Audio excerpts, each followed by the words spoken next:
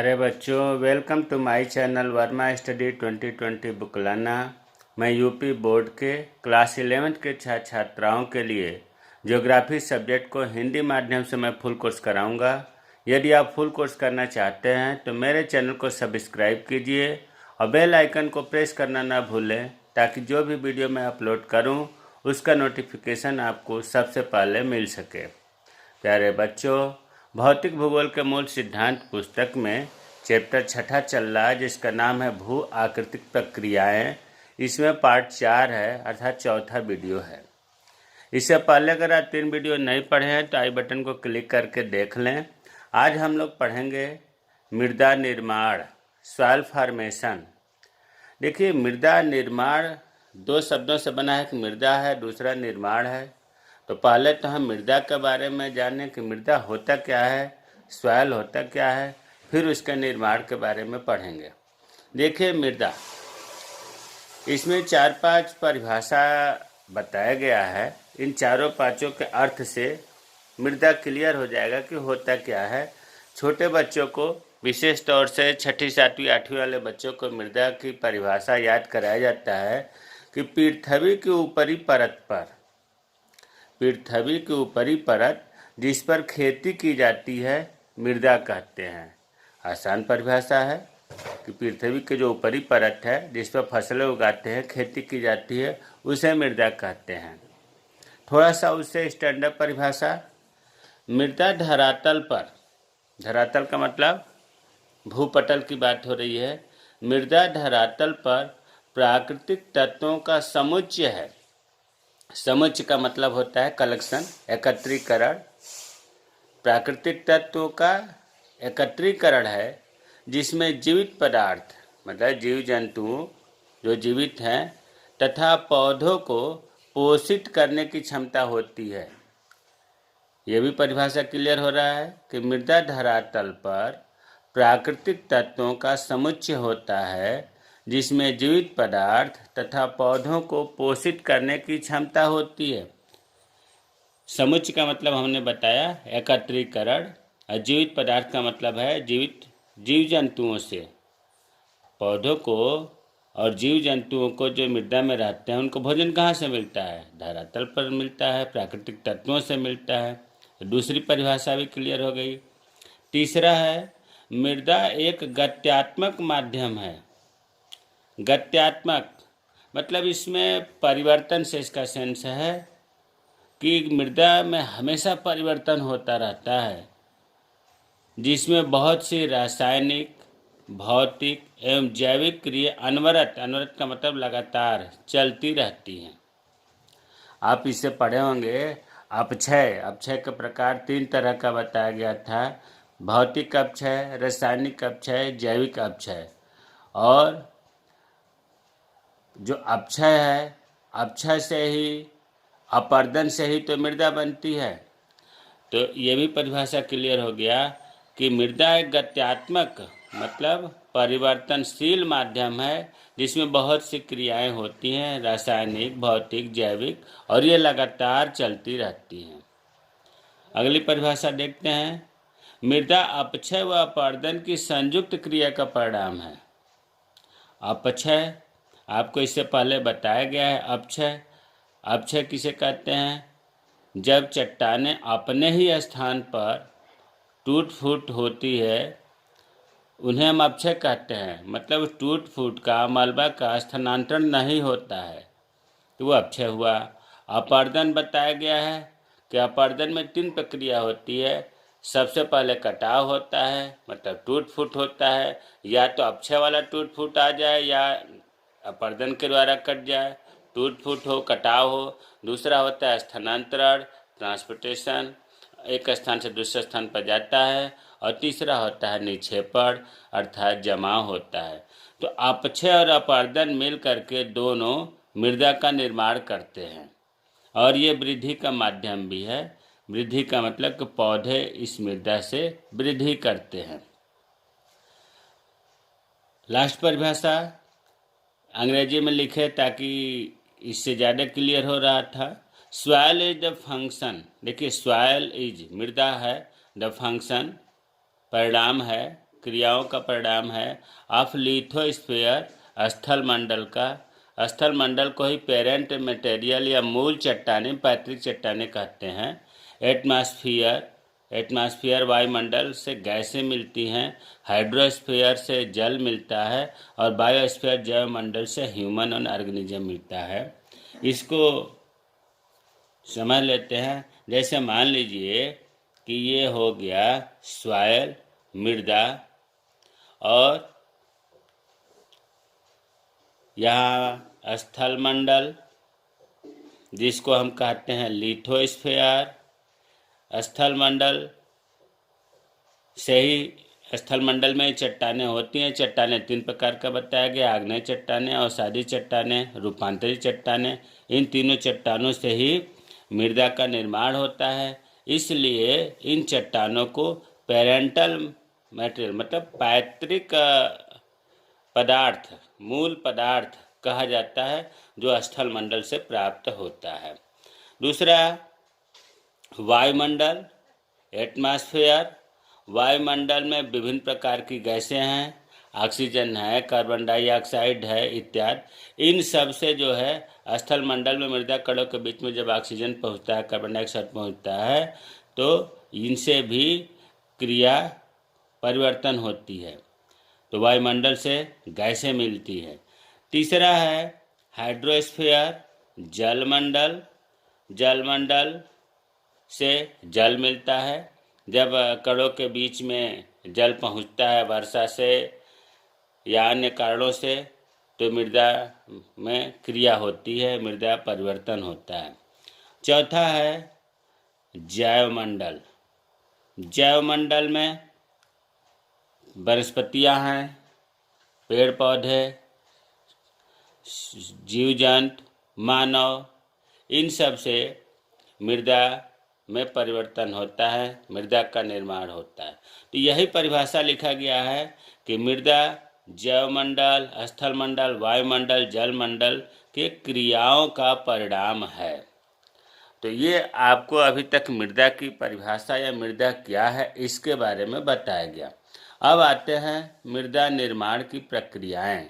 Process of soil formation बहुत महत्वपूर्ण है। मृदा निर्माण की प्रक्रियाएं, इसको देखिए, हमने पूरे प्रक्रिया का 2 स्टेज में बांटा है।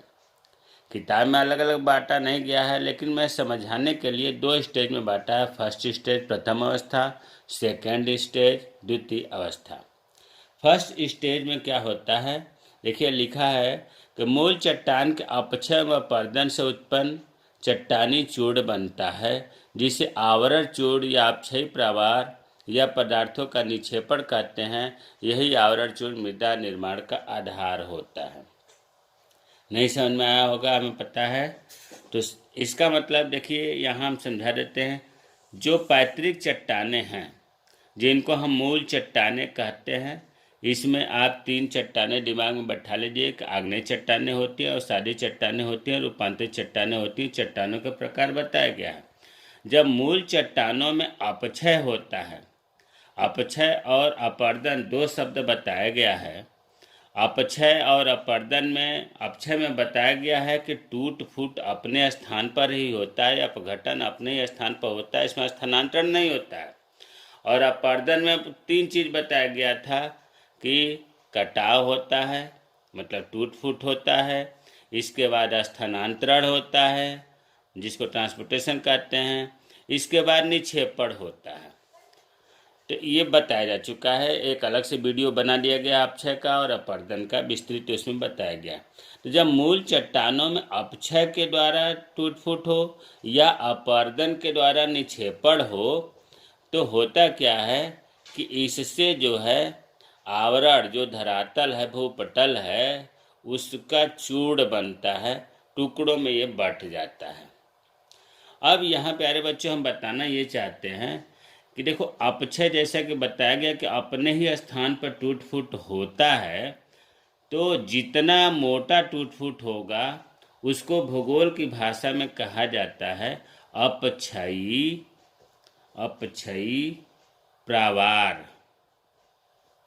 अपक्षयी प्रवार, कितना नाम कठिन है। एनसीईआरटी किताबों में बहुत कठिन वर्ड का प्रयोग किया गया है, जबकि उसका अर्थ बहुत ही आसान होता है। अपक्षयी प्रवार, अगर अब कितना कठिन लग रहा है, इसकी हिंदी आप ये कहो कि जो अपक्षयी पदार्थ है उसकी मोटाई कितनी है, उसकी गहराई कितनी है, उसी को ही अपक्षयी प्रवार कहते हैं। और अपर्दन, अपर्दन का मतलब है कि इसमें जो है कितना निक्षेप हुआ, कितना निक्षेप हुआ। मूल चट्टानों में अपक्षय के द्वारा अपक्षयी प्रवार कितना बना, अपर्दन के द्वारा निक्षेप कितना हुआ, इन दोनों को मिलाकर के ही तो आवरण चूड़ कहा जाता है। अब एक चित्र के माध्यम से समझ लेते हैं। जैसे मान लो कि ये कोई चट्टान है और चट्टान का ये ऊपरी जो कुछ हिस्सा है ये चूड़ में बदलता है। ये मूल चट्टाने हैं, मान लीजिए कि कोई आग्नेय चट्टान ही है, मूल चट्टाने हैं, और इसका जब टूट फूट होता है अपक्षयी प्रवार, इसी को तो कहते हैं कि यहाँ से यहाँ तक जो है टूट फूट हो गया, इसको कहते हैं भूगोल की भाषा में अपक्षयी प्रवार। और इस टूट फूट को आवरण चूड़ भी कहते हैं, अपक्षयी प्रवार भी कहते हैं। या कहीं से निक्षेप हो करके, मान लो ये टूट फूट आकर के यहाँ इकट्ठा हो गया, निक्षेप हो गया, तो यही निक्षेप जो है, पदार्थों का जो निक्षेप होता है मृदा बनता है। तो यहाँ हम ये बताना चाहते हैं कि मूल चट्टानों से अपक्षयी प्रवार का निर्माण हुआ या निक्षेप से निर्माण हुआ, ये आवरण चूड़ कहलाता है। फर्स्ट स्टेज में केवल आपको ये याद रखना है कि मूल चट्टानों से अपक्षयी प्रवार और निक्षेप का निर्माण होता है, या दूसरे शब्दों में कहें मूल चट्टानों से आवरण चूड़, जो धरातल का कवर है, आवरण है, उसमें टूट फूट हो जाती है, चूड़ हो जाता है। तो इसी चीज़ को लिखा गया था कि मूल चट्टान के अपक्षय में पर्दन से उत्पन्न चट्टानी चूड़ बनता है, जिसे आवरण चूड़ कहते हैं या अपक्षयी प्रवार कहते हैं या पदार्थों का निक्षेपण कहते हैं। ये जो आवरण चूड़ है या अपक्षयी प्रवार और निक्षेप हुआ है, टूट फूट से जो अपक्षयी प्रवार बना या कहीं से आकर के जम गया निक्षेप बना, यही जो है मृदा के निर्माण का आधार होता है। इसी से ही मृदा का विकास होता है। तो फर्स्ट स्टेज में आपको केवल इतना समझना है कि मूल चट्टानों से जो आवरण चूड़ बनता है, ये फर्स्ट स्टेज हुआ। अब जो है सेकेंड स्टेज देखते हैं। सेकेंड स्टेज, जो आवरण चूड़ बना था पैतृक चट्टानों का, मूल चट्टानों का, या दूसरे शब्दों में हम कहें कि जो अपक्षय से अपक्षयी प्रवार बना था या अपर्दन से जो निक्षेप बना था, अब इस अपक्षयी प्रवार या निक्षेप में सेकेंड स्टेज प्रारंभ होता है।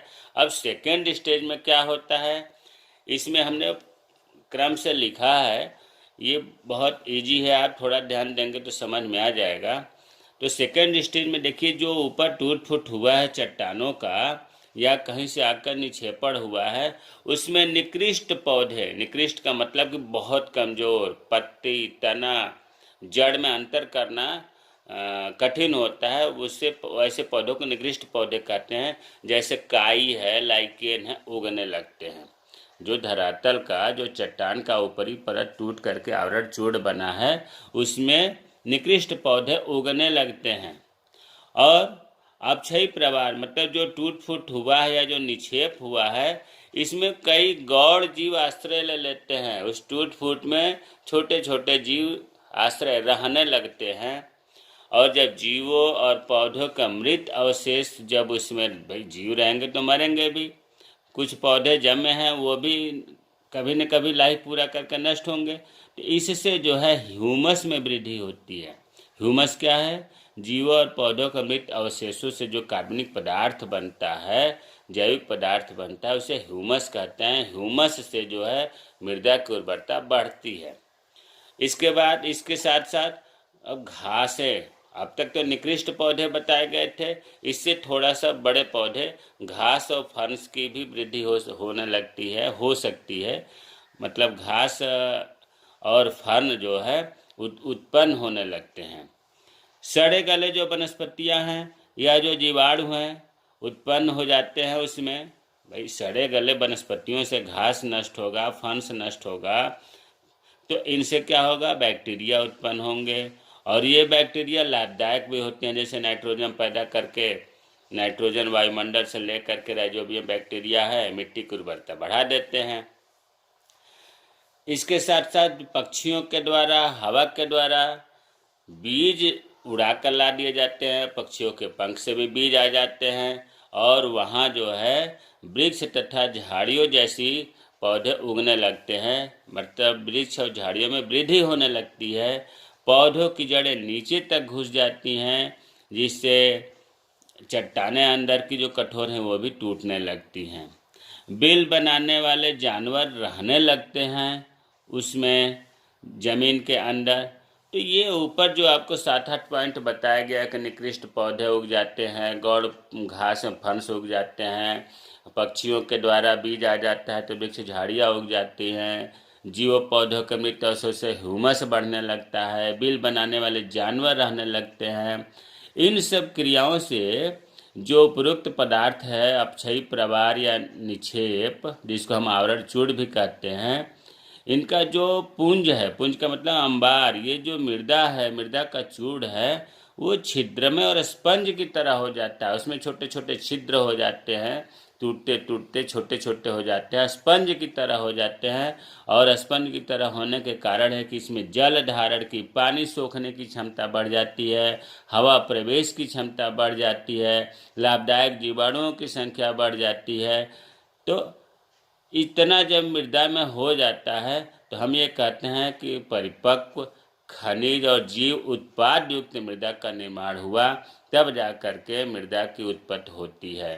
तो फर्स्ट स्टेज में आपको ये बताया गया कि चट्टानों से अपक्षयी प्रवार और निक्षेप की उत्पत्ति होती है या आवरण चूड़ बनता है। सेकेंड स्टेज में बताया गया कि जो अपक्षयी प्रवार या निक्षेप है या जो आवरण चूड़ है, उस समय कितनी क्रिया होने के बाद यह मिट्टी जो है उपजाऊपन, खनिज युक्त मृदा का निर्माण होता है। हमें उम्मीद है कि मृदा निर्माण की प्रक्रिया समझ में आ गया होगा। अब दो शब्द कभी कभी जानकारी के लिए मैंने ब्रैकेट में लिख दिया। एक होता है पेडोलॉजी, जिसका हिंदी है मृदा। देखो, पेडो का मतलब होता है मृदा कण, लॉजी का अर्थ होता है विज्ञान। मृदा कण का विज्ञान जिसे हम कहते हैं मृदा विज्ञान। मृदा विज्ञान में क्या होता है? मृदा विज्ञान जो है मिट्टी के बारे में अध्ययन करता है, मिट्टी के आकार की मार्फोलॉजी क्या है। अब मार्फोलॉजी में जैसे मतलब उसके आकार की में मिट्टी सैंड बालू है कि सिल्ट है कि चिकनी क्ले है कि दोमट मिट्टी है, इस तरह से आकार की में अध्ययन करते हैं। उसका संगठन कैसा है? संगठन का मतलब है कि बायोटिक है, जैविक है कि नॉन बायोटिक है। वर्गीकरण में अध्ययन होता है, वर्गीकरण का कि रंग के आधार पर मृदा का वर्गीकरण कैसा है, टेक्सचर के आधार पर वर्गीकरण कैसा है, जलवायु के आधार पर वर्गीकरण कैसा है। इन सब चीज़ों का मतलब आकारकी का, संगठन का, वर्गीकरण का, इनके प्रयोग का पेडोलॉजी में अध्ययन किया जाता है। दूसरा है पेडोजिनेसिस। पेडो का मतलब वही बताया मृदा का, जेनेसिस का मतलब होता है उत्पत्ति। मृदा जनन या मृदा उत्पत्ति भी एक मतलब विज्ञान है। इसमें क्या होता है कि पैतृक चट्टानों से जो मूल चट्टानें हैं उनसे प्राकृतिक प्रक्रमों द्वारा, प्रकृति के द्वारा मिट्टी का निर्माण कैसे होता है, जो अभी आपने फर्स्ट स्टेज सेकंड स्टेज पढ़ा, वो पेडोजिनेसिस में ही अध्ययन करते हैं कि मूल चट्टानों से प्राकृतिक प्रक्रमों द्वारा मिट्टी का निर्माण किस प्रकार होता है। ये पेडोजिनेसिस में अध्ययन किया जाता है। तो उम्मीद है कि पेडोलॉजी और पेडोजिनेसिस भी आपको क्लियर हो गया होगा। अगर कोई चीज़ इसमें डाउट है तो आप कमेंट बॉक्स में कमेंट करें, मैं रिप्लाई करूंगा। प्यारे दोस्तों, मृदा निर्माण की प्रक्रियाएं बहुत महत्वपूर्ण है, इसीलिए हमने दो कैटेगरी में बांट दिया, फर्स्ट स्टेज और सेकंड स्टेज। फर्स्ट स्टेज में आवरण चूड़ बनता है पैतृक चट्टानों से, और सेकंड स्टेज में मृदा खनिज एवं जीव उत्पाद युक्त बन जाती है। मुझे उम्मीद है कि यह वीडियो पसंद आएगी। मेरे चैनल को सब्सक्राइब कीजिए। जय हिंद, जय भारत।